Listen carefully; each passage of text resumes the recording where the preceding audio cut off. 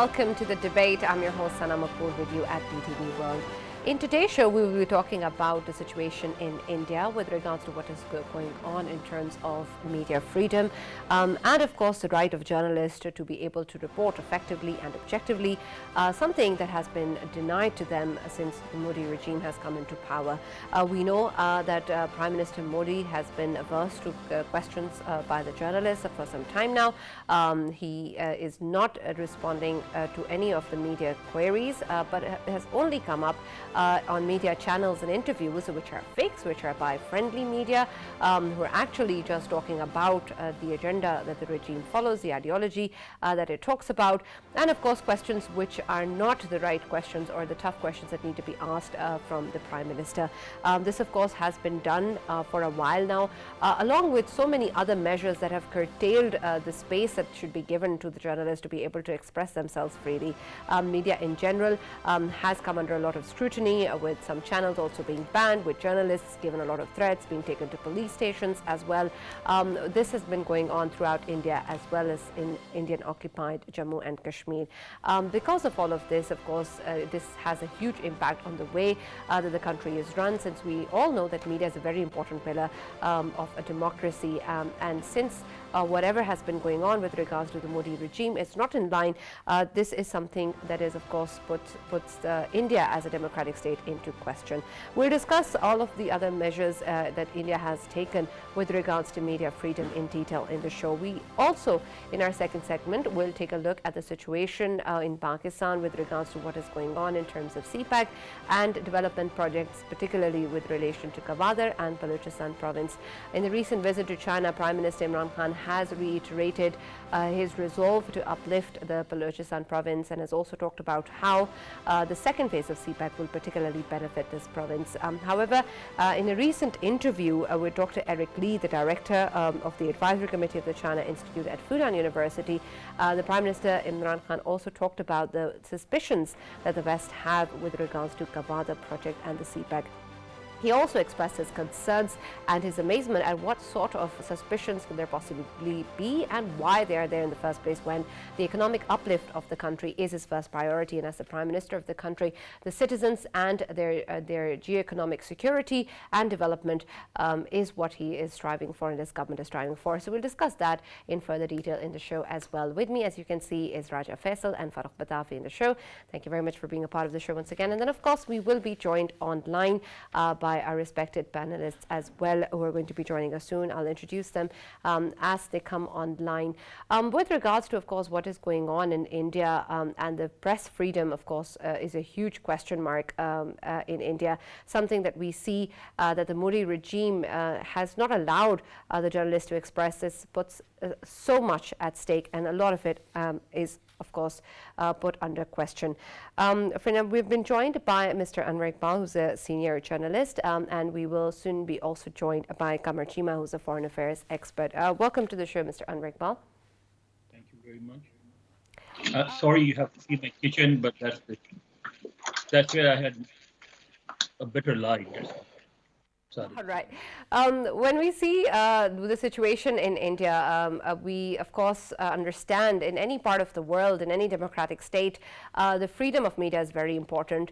And we also understand that the relationship with the state and the media is not always easy. And it shouldn't be, perhaps also because the role of media is to question and to hold accountable the rulers of the state.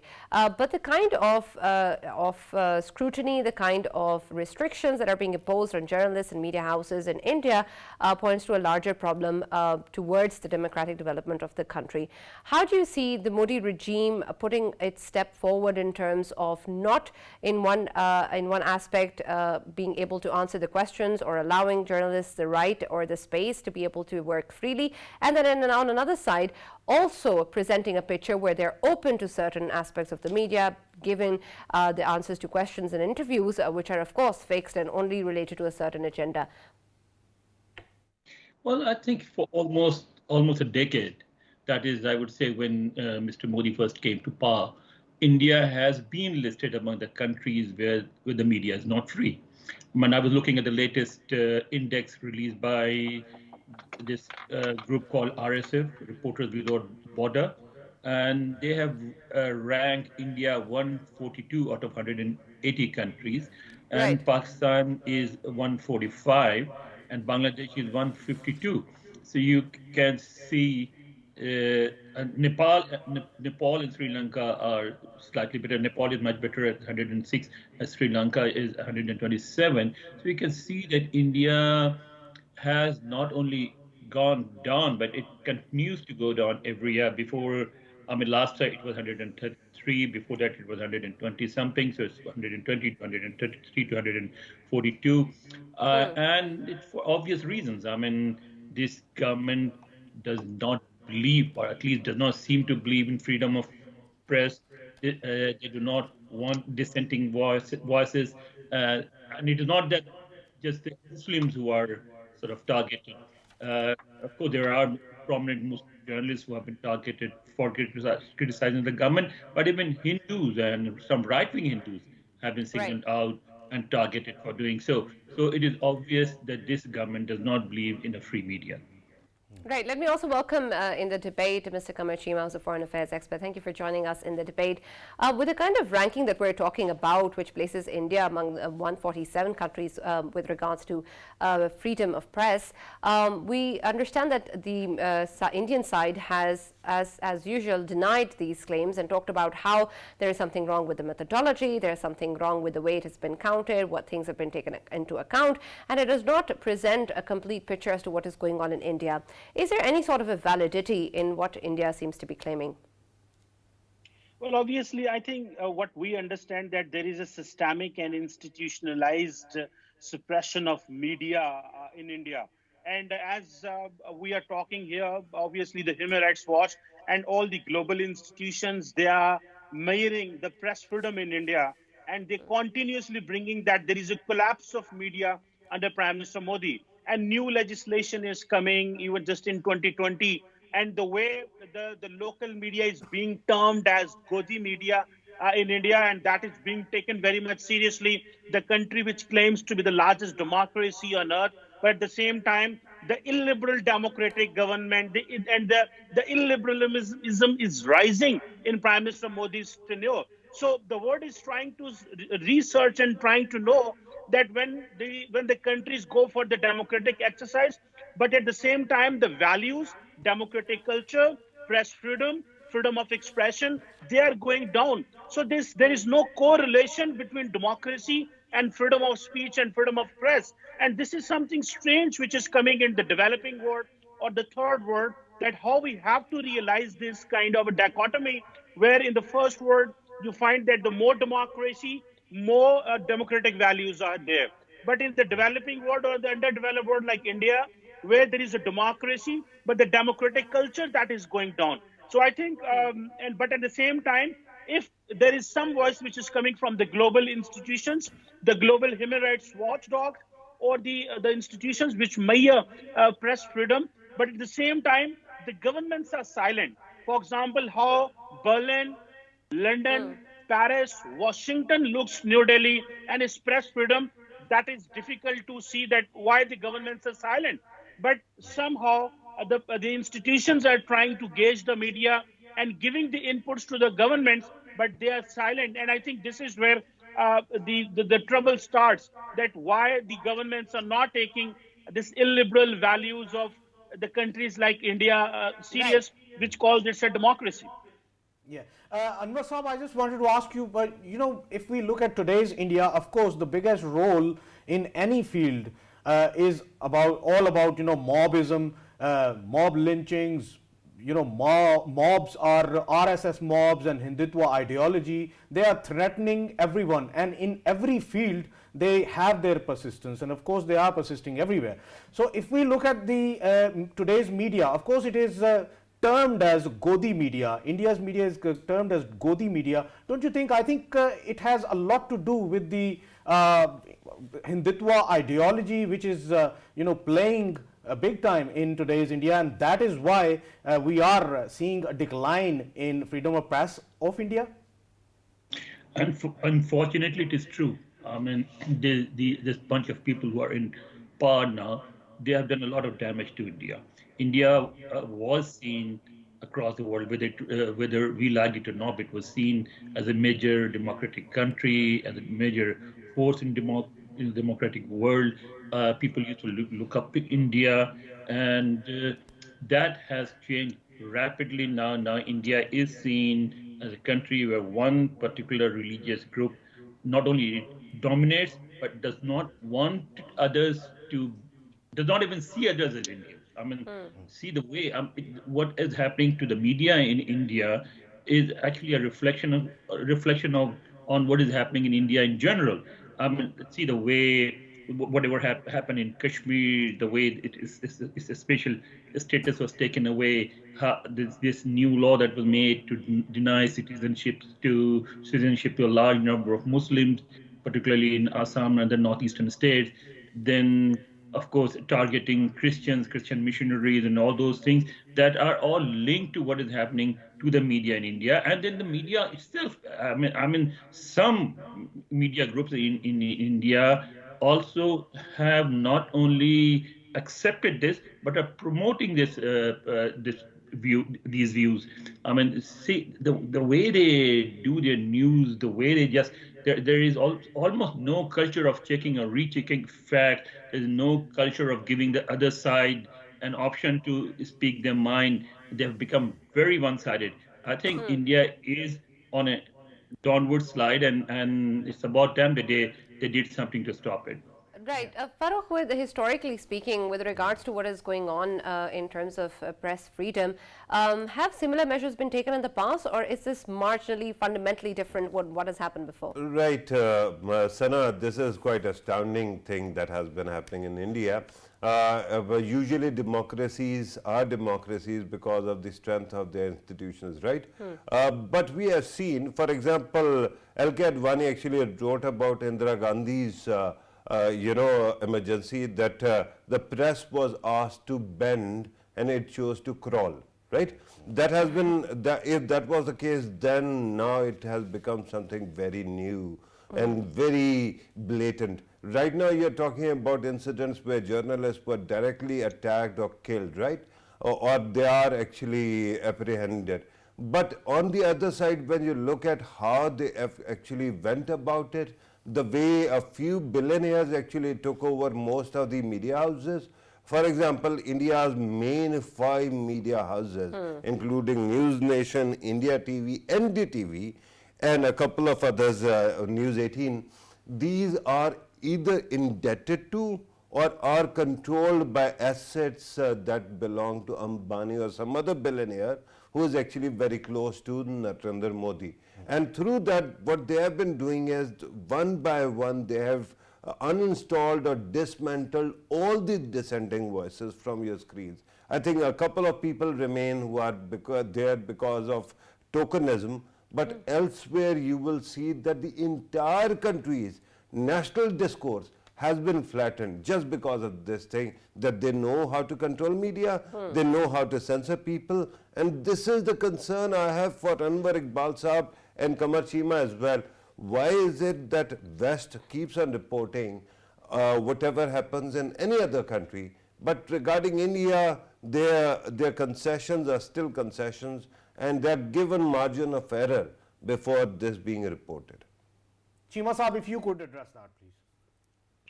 Well, I think we have to be very, we will need to dig it very carefully. Just for example, what has happened Sir, if you have recently, something, turn it off. You have a TV or something on your side, turn it off because it is echoing. everything is, there's no TV which is on here, by the way. Anyhow, the important thing is that, for example, recently when the Hyundai started speaking about Hyundai Pakistan gave a tweet about the freedom of speech or the show solidarity with the Kashmiris. So what has happened? Even the KFC, Toyota, and other companies, Pizza Hut, they just wrote statement on the social media platforms, and Indian have come up while boycotting all that. So, and they had to apologize. All the firms are apologizing to the Indian government. The Indian government, the Foreign Office, summoned the South Korean ambassador in New Delhi. So the question here is that they're trying to assert with their economic power. And that is the one single factor, I believe, that is giving them a leverage. We have been discussing this time and again. And I think we understand with every passing day, the way Chinese are asserting themselves because they are economically powerful and the West cannot come up or West cannot say them anything if they want to say. So the only thing which matters is that they are taking their numbers very seriously. They believe that we are more in number so that we can dictate. So this is a Right, question for the global community and to that answer. becomes a problem, Kamachima Saab. Let me take this point to Anwar Iqbal Saab as well. Anwar Saab, when we are saying that India has this cloud and it keeps on throwing its weight behind its nationalism or jingoism, that means that we should actually just make peace with the fact that India is never going to recover from this, because march of history seems like that these people are very powerful and they are stifling the media, and one by one all voices of dissent are going to disappear, sir. No, Farrukh, I mean, nothing stays forever. Things always change and there will be a change sooner or later. But I would slightly disagree with my friend Chima Saab there. I mean, the American media do actually publish and do stories for on TV, but particularly the print media. They do publish a lot of stories about what happens in India. Remember in 2009 when they did this thing in Kashmir, where they forcibly merged Kashmir with the Union, the Pakistan embassy in Washington made a list of the stories published in the American media, and they distributed copies of those stories to U.S. congressmen and senators. And so they noted that within a month, there were like 200 plus stories criticizing the Indian move in the American media. So 200 plus stories in a month. And whenever something major happens, it is reported in the media. This thing that happened 2 days ago with that woman at a college in Karnataka, that was reported in the American media. That was there in the newspaper, on TV, and also on the internet. Now, of course, we actually tend to look more at the traditional media, which is the print media or TV. But the internet has become more important, and you see and there are hundreds of the stories on this particular incident on the internet in America as well. But there is no denying the fact that India is a major economic power, and therefore people do sort of have a favorable attitude towards India. Also, India is seen as a major ally against China. That also goes in India's favor. Yeah, Chima Saab, I just wanted to come towards this. If we talk about the fake news, of course, in recent times, Al Jazeera and all of these channels, they have been highlighting the Indian media's role to promote hate, to promote fake news as well. And we saw that they have been constantly doing it. But of course, I think it is the lobby that matters a lot. Earlier, as we were talking, that their number matters everywhere, and still they get away with it.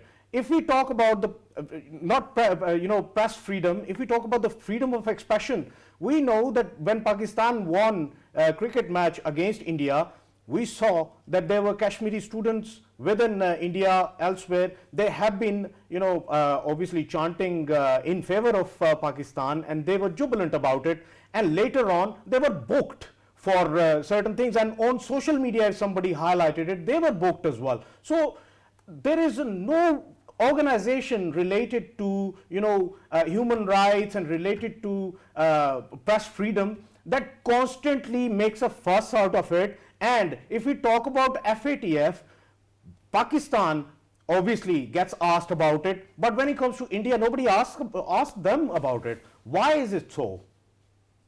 Well, I think what you or Rajesh are mentioning, what Anwar Saab was mentioning, and what Farrukh Saab is mentioning, I think there is one common thing, that we are all talking that the global press, media houses, and even the human rights, those institutions who are monitoring human rights, they speak what is going on in India and what's going on in Kashmir. But how that will be translated into the policy circles, and how the policy, the institutions which can affect the policy regarding India, will they give that value? That is a question to ponder upon. That is where we have to see. We will keep digging, we will keep tracking, and we will keep telling the world what's going on. But I think this is where we need to put pressure, and this is where. And but the one thing is that the global media need to keep highlighting what's going on. This is not about India. This is not about Kashmir. This is about the fundamental values which are being flouted in Kashmir. These are fundamental values which are being denied to the Muslims and the minorities in India. This is not about India, Pakistan, or the Muslims. So we have to talk about the global values on which the entire international system stands and the which international system understands. So Right, what absolutely. the That of course is very, very important, and it's essential to highlight these issues. And as a journalist as well, it becomes even more important to do so. But Anwar Saab, with regards to the responsibilities that a journalist has and the work ethic that it takes oath to, how do we look at Indian journalists or journalists in general who are trying to report incidents which are in contrast to what the state expects from them or the kind of restrictions that are put on them? What is the cost that journalists should be paying or can be paying? To what extent can the journalists fight to such restrictions? Well, I mean, as a journalist, I would say our sort of main tool or the aim of our sort of doing this or being into this profession is to share with the world what we see. Okay, so as a profession journalist, whether you live in India or in America or in Pakistan, your duty is to report what you see.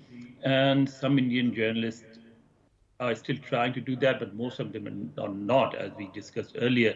And the Indian media has actually not only ignoring what is happening to say people like Kashmiris or Muslims and other minorities. In many cases, they just support the government and its policies. And that is not how the media should be, whether we are in Pakistan, whether we are in India. The media should always, I mean, traditionally, media is always on the side of the underdog. It's always with the minority. The media is always sort of projecting what it sees happening, not what others want it to project. And that's what the Indian media should do. But I'll get back to this question of policy making. See, when it comes to making a policy, the most important, the most fundamental rule is your national interest. Unfortunately, human rights consideration and other things do play a role, but a very insignificant role. Whatever Right. policies you make, Right. those policies are decided by your national interest. If you see it is in your national interest to pressurize India, you pressurize it. If you see it is not in your national interest to do so, you do not. Unfortunately, that is how the world is run. Right. Anwar Iqbal sir, regarding the role of diaspora, we know that whenever a country is going through what India is going through, its citizens actually raise concerns and they actually agitate. And that has been happening with every country, including Pakistan, where whenever there was a military coup, there used to be some protest over there. Do you see Indian diaspora actually playing any part? You're sitting in Washington, D.C., sir. There must be some kind of impact because Indians are quite powerful all over the world. Not many. Minorities are Indian Muslim, Indian Sikhs are very active. They're holding another protest outside Congress, I think later this month or probably next week. But you must also remember that COVID-19 is forbidding people from preventing people from organizing these kind of events because people still are afraid of going to large public rallies and meetings. But it is happening. But the Indian majority, i.e. the Hindu groups active in Washington, D.C., they tend to be very faithful and support whosoever is in power in India.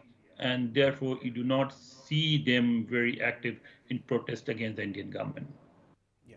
Cheema Saab, I just wanted to ask you, it's always said that India is the biggest democracy of the world.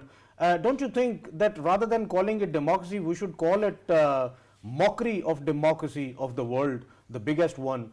Why I say this? Because media, the free press, it plays a key role, number one. And number two, if we look at the total overall performance of the government and how the political system takes out that government and brings it in New Delhi, I mean, the recent, campaigns that are going on in India, they are anti-Muslim, they are anti-minority, they are pro-Hindutva ideology. Whoever is, working on them boundaries, whoever is anti-Islam, he is getting the votes. So such type of a democracy that comes into power just because of hatred towards minorities, should it be called the biggest democracy? Well, Raja Saab, this is a very important point, and I think this is where the job of the academics and the people in the universities and think tanks starts. We need to keep highlighting that India is an illiberal democracy. This is not a democracy which the world believes India is, or which they try to portray that as if the biggest democratic exercise India is holding when there are elections. And one more thing, at this point of time, our voice should have been heard in Washington. For example, I will name one think tank, for example, Woodrow Wilson Center. There used to be a chair on Pakistan that used to write books and to tell to the people in Washington that what was going on in Pakistan, but unfortunately that place is vacant. So we need to hold on that places where we can actually tell what's going on in Pakistan, what is our view for the region, and what's going on in India. So we have the space where we should have given an input to the policy circles in the Washington that is empty. The media, Western media is writing. People like Anwar Saab, they are writing and they are telling what's going on in the South Asia. But I think there is much more to be done and said, and that needs to come from the think tanks. But that Mr. need to Kamal, come from when we say that national interest is supreme, or that economic interest is what actually guides a country's relationships with India, then what's the point of talking about these issues again and again and highlighting them again when we know what really is defining actions of countries is something else? No, I think, sorry, I'm interrupting, but these things do have an impact. They do have an impact. I mean, you see, they may not have an immediate impact, but you keep talking about it, you keep writing on these things, and ultimately down the road, they do have an impact. All right. Well, that, of course, is the hope, and we hope that actually happens sooner rather than later. Thank you very much, Mr. Anwar Iqbal and Mr. Qamar Cheema, for joining us on the debate. That's all we have time for our first segment. With reference to what is going on in Pakistan and the kind of work that we, of course, want for our Balochistan province or the uplift of the country in general is very important and closely linked to, of course, our economic relations and interests and the way that we want to take our economy forward. With this regard, CPEC is a major project of Pakistan, and a recent visit to China is also very important with reference to these projects. Prime Minister Imran Khan in a recent interview has spoken about Western suspicions with regards to Kavada project and CPEC, and said that he does not understand why the suspicions are there in the first place, when of course as a Prime Minister the economic interests of the citizens of Pakistan are his priority, as they should be. We will be joined very soon by a guest online as well, but before doing that, Farrukh, can you help me understand what really are the suspicions that the West has with regards to CPEC and Kavada? Right, Sana, that is a very good question, and let me remind everybody that when CPEC was actually inaugurated, at that time something very interesting happened. It is part of BRI, right, Belt and Road Initiative of the Chinese government. And at that time there was, especially in 2017, there was a summit that took place, the first summit, and every country was invited at that time. If you see what was happening back then, you'll realize what the misgivings are and who's spreading those misgivings, right? At that time, Donald Trump had just taken over America. He had just won and taken oath of office, and he was still undecided. The only country that started throwing hissy fits was India. And India kept on first, it made it about Kashmir and how these projects are integrated, and then they are going to undermine India's so-called position. But later on, their propaganda channels, and especially their bots all over the world, who might be policy bots, they started actually poisoning the entire environment. And since then, you have seen this hardening of position in the West as well. Then something else also happened. There was one project called Hamban Tota, right? It was in Sri Lanka. And unfortunately, because of the way, monies were borrowed, that actually went bankrupt. And at that time, Indian lobby actually got a propaganda, vehicle to say that it is going to happen to every other country. But remember, CPEC came to Pakistan when Pakistan was in dire need of foreign investment. Nobody was talking about investing in Pakistan because of terrorism, because of economic problems. And now look at the circumstances. You see infrastructure, you see uplifting of it. And the saddest part, Sana, is that while Indian lobby keeps on doing it, and then the Western media and the think tanks actually echo that voice of that chamber, but all over the world, wherever China is going, from Africa, elsewhere, there is actually, synergy between America's projects and China's, and they can work together, bringing the world together. Right, and this is what Prime Minister has also spoken about, that other countries are also welcome to join in CPEC projects. So why is that not an option? Yes, Faisal. Yeah, I just, Sana, I just wanted to mention here that we need to, understand that somebody wanted a parallel to Gwadar, and that was Chabahar.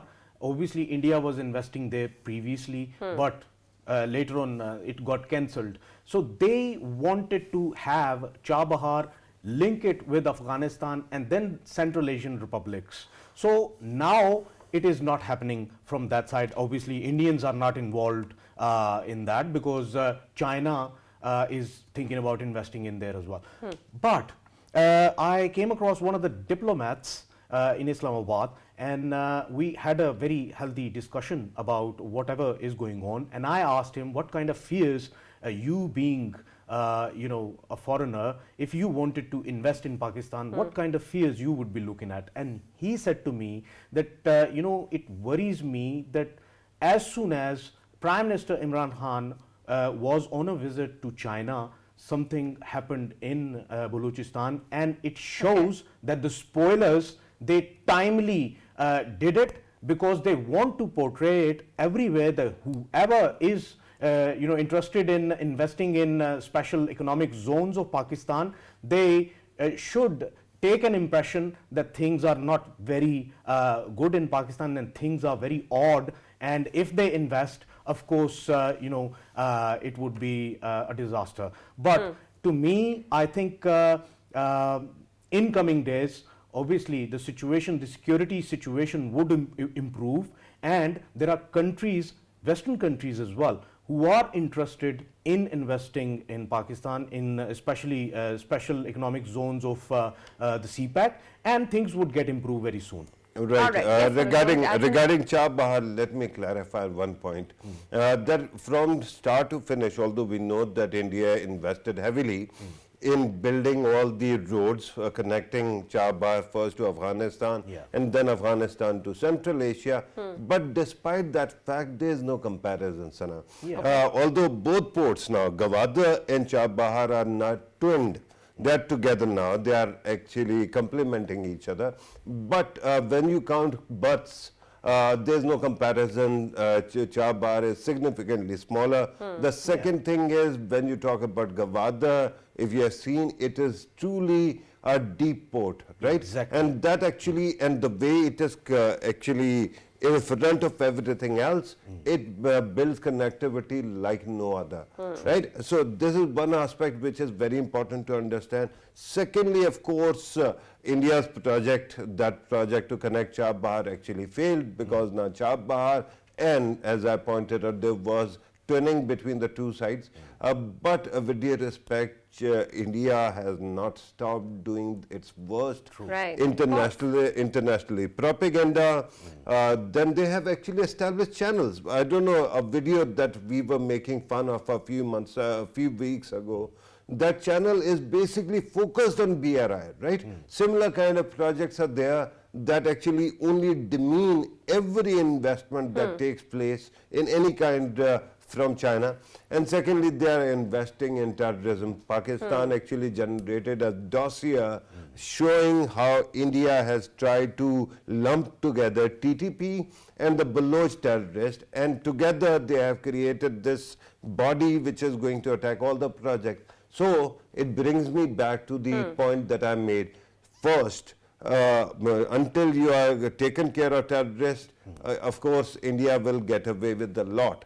Secondly, while you have taken care of that problem, then you have to fight the propaganda war as well. Right. And Prime Minister is absolutely right. We and China should be working together to combat it. Right, and I understand that, of course, the security situation needs to be improved, and perhaps we should also be able to fight the propaganda campaign and bring forth the kind of project this is and how important it is. But with the way that we see the connectivity in this project and the kind of economic benefit it's going to produce for not just Pakistan but other countries in the region, is this not something that countries can analyze on their own as well and be able to figure out, even through those propaganda campaigns, keeping the security situation aside, this is something that they should invest in? You are very right about it, and I think countries are countries like Russia, countries like China, they are looking into it through that prism as well.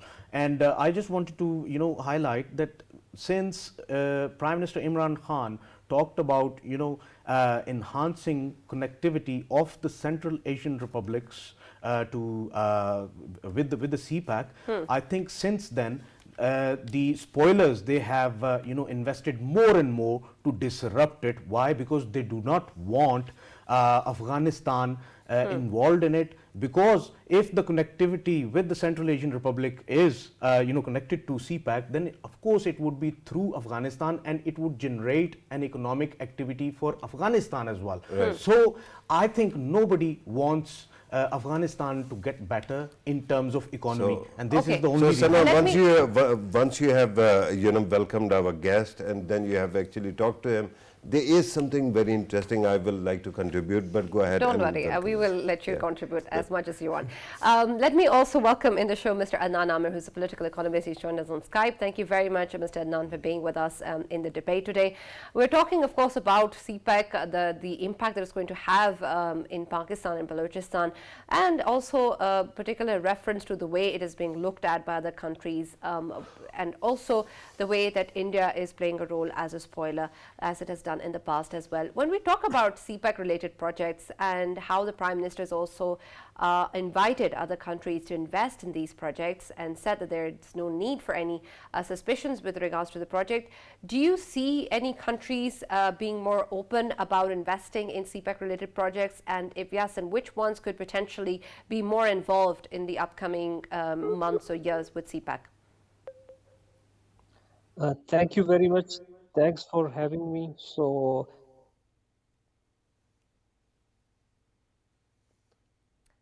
Adnan, go on. I think there's some technical issue. Right, there seems to be, the image. Perhaps, Farrukh, this would be a right time to contribute what you wanted to. Right. I just wanted to point out that while India keeps on throwing money at these problems, so-called problems, if it actually pulls its head out of the sand, it might be able to see what exactly is happening. One, because of the current lot that is ruling India, India is constantly undermining its own capacity to connect and influence. Consequently, you have seen in Bhutan, where, they were ready to fight a war in 2017 with China at that time. But then what happened? Now Bhutan is gradually falling into the circle or a circle of influence of China, right? Again, the guest is back. Please go ahead. I will conclude this point later. Mr. Adnan, can you please say something for us so we can check that there's no problems this time around? Or start with the answer. Go ahead. I think this is the problem. Connectivity Mr. Adnan, problem. can you hear me? No, I think there's a technical problem. So Okay, we'll come back to you. then because I was talking about Hambantota earlier as well, Sri Lanka, you see what happened in Sri Lanka. There they actually tried to stifle one government or overthrow it. It is back in power now, but they actually went ahead with this campaign to undermine the ruling party at that time, just because it was becoming a part of China's BRI. So India has been a spoiler, and it has a lot of soft power, but when it comes to its hard power, it is currently losing Bangladesh, it is losing Sri Lanka, it is losing even Bhutan and Nepal. Nepal is the only Hindu country in the world, and you call yourself Hindutva people, right? And at that time, again they tried to sabotage a government in Nepal. Why? Because the Nepalese Prime Minister said that Ram actually was born not in India but in Nepal. Yeah. And they actually used all the power to stifle that. So consequently, I think till the time India corrects its course, all others are going to be a part of it. But Farrukh, like I said earlier, when you say that India has its head in the sand, do other countries also have the same thing going on? Come again, sorry. When you said that India has its head in the sand, is it true for the rest of the countries as well, or is it dependent on India's head coming out of the sand? But I just told you about Sri Lanka's example, right? Where ungodly pressure was exerted on the country to distance itself. What about Western from the Western countries are not sitting at, right? This is not their region. When you talk about connectivity, if China and India start working together, even then the countries out of the region are going to look at it as a potential challenge, right. not some kind of concession, right, or benefit. But at this moment, India is the only bull in the China shop, and it keeps on actually breaking China, right? At that time, it is very important to remind all other countries that your interest lies in collective future.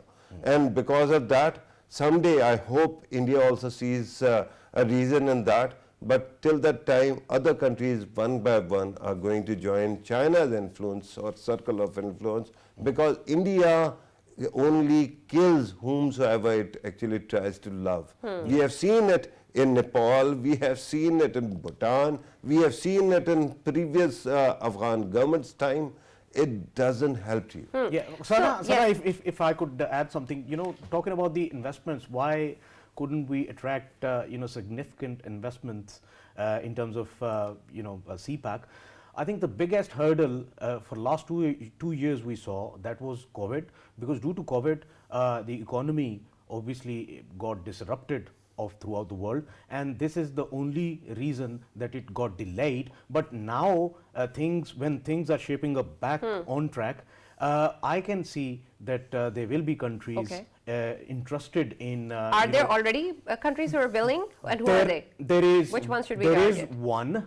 I can see that this coming up visit of Prime Minister Imran Khan to Russia, it would bring very positive fruits for Pakistan in terms of Russian businessmen and Russia itself. Of course, they are interested in investing in Pakistan in CPEC because they see a huge potential for them as well, and they want to obviously align themselves with the CPEC and BRI and everything. So I think, and Russia herself is interested in a better connectivity to CPEC through Central Asian republics. So to me, I think it is going to be a very win-win situation. I can sense on my skin that you want to add something to that. Yeah, Sana, today, do you know which day is today?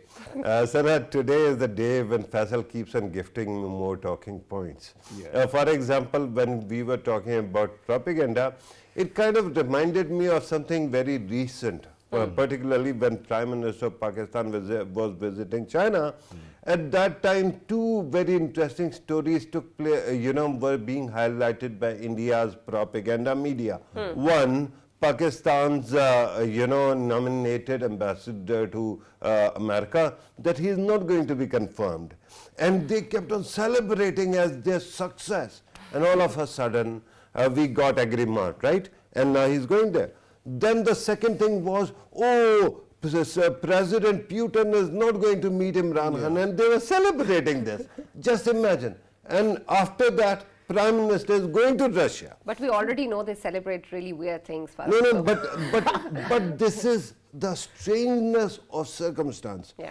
Look, when I was saying that whosoever India actually holds dear, it actually crushes it. It reminded me of Mirza Ghalib. By the way, if you have seen his grave, he's actually lying, his body or his tomb is lying under open sky, because he represents Urdu, and every Indian now hates Urdu, right?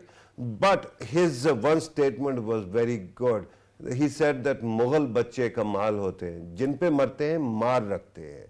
Mughal sons are very strange. whomsoever they love, they end up killing them, right? So at this moment, India keeps on doing it, and no country in the region or elsewhere wants to die because of your love. So they are going to escape your influence and they are going to end up somewhere else. Okay, so how does Pakistan play its own role here with specific reference to the way that CPEC related projects can be taken into account by regional countries? Do we have a policy or a strategy already in place in terms of getting more and more regional partners into CPEC? Are we actively following that? Right. I'm sorry, I'm just gate crashing. It's okay. But, when this time, remember CPEC is not that old, right? And its potential is going to actually go beyond this decade or the next one. It is going to have an impact of transforming the region, right? So it will take some time for you to actually work out all the kinks. But this time what happened was that when the Prime Minister of Pakistan went to Beijing, at that time his investment team actually brought with it a booklet that had all the projects and their possible profit margins and how they are going to benefit each country, right? Okay. So this marketing will take some time, but my concern is on one side. We're in the right direction. Yeah, absolutely. But the second thing that you have to do, and earlier also in many programs I've talked about it, because Pakistan doesn't have that kind of financial clout, China and Pakistan will have to combine forces to come up with a media project to counter the propaganda as well. Yes. Sana, I just wanted to mention that about the countries.